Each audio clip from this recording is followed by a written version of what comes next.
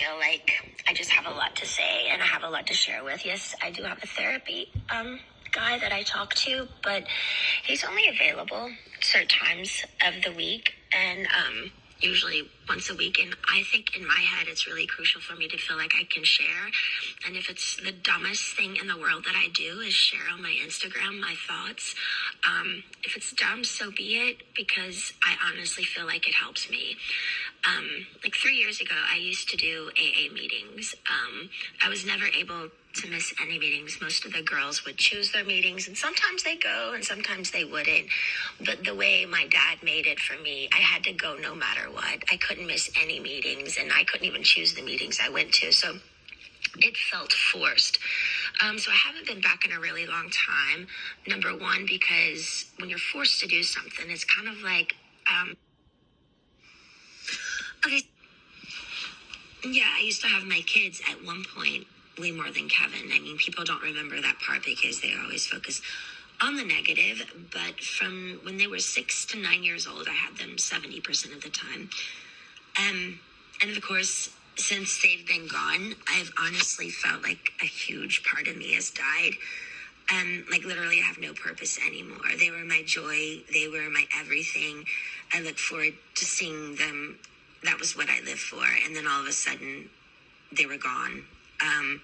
And I was like, did my heart just stop beating? And honestly, I don't understand how it's so easy for them just to cut me off like that.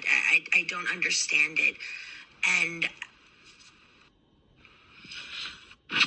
so, yes, I do basically communication with horses. It's called quarantine. But literally after like 45 minutes, you're talking to a fucking horse. But it honestly is a different reflection. I feel like my reflection with people is not very clear. And I think it's almost like I need to break through a wall or make contact. And I know it's an old story, but the psychological damage and not having real contact in that place in, 8 hours of just like communicating by just sitting in a chair and their big smiles and asking me questions and studying me.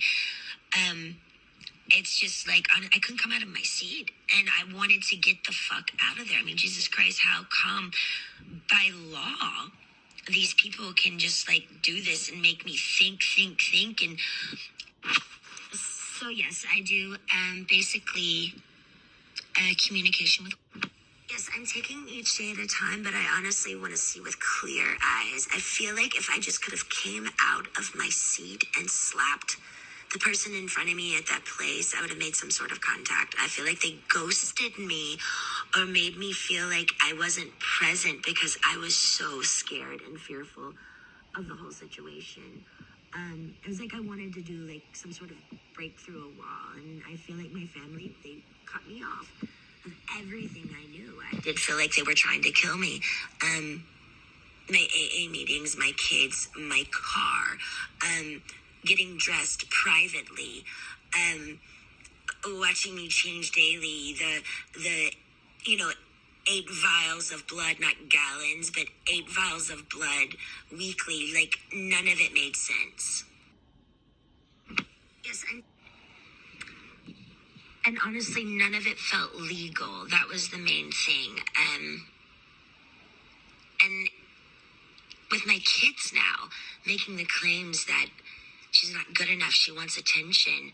Yeah, I do want to be heard, and I'm angry. And I kind of subconsciously want to offend people because I've been so fucking offended. But I'm afraid to inform you guys. I'm not willing to see you until I feel valued. I won't be calling your monitor weekly who never did his job of informing me when you guys were coming. They made me the desperate one. You guys waiting 2 days for me to respond on when you guys could see me. And I never said any of this at the time because I was desperate to see you guys and I wanted to see you guys so bad, but honestly, I should have valued myself way more. The last thing I wanted to share, something very odd. I've never shared this before. It was the weirdest thing I'd ever encountered in my life. I actually had 3 MRIs 2 weeks before I was sent to that place. I wasn't complaining about anything. I wasn't sick. I didn't have anything broken. I was just told I had to go.